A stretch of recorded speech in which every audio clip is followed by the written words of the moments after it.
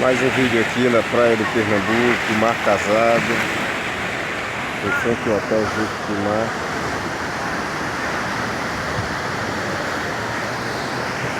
Hoje, ao meio-dia e pouco, meio-dia e meia mais ou menos. O mar já está casado, costuma casar, as duas águas se casarem no final da tarde, lá por volta de 4, 5 horas da tarde, mas hoje, por volta das 10 horas, já se encontrava casado o mar, devido dos fortes ventos no alto mar.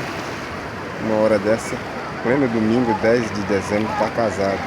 Mas as pessoas não deixam de curtir e aproveitar a praia. Esse é o mar casado, um lugar de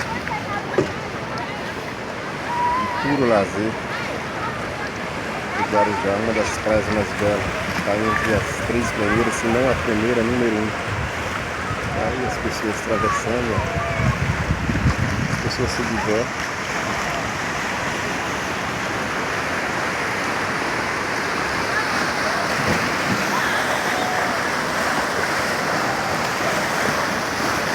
Embarcado, viu?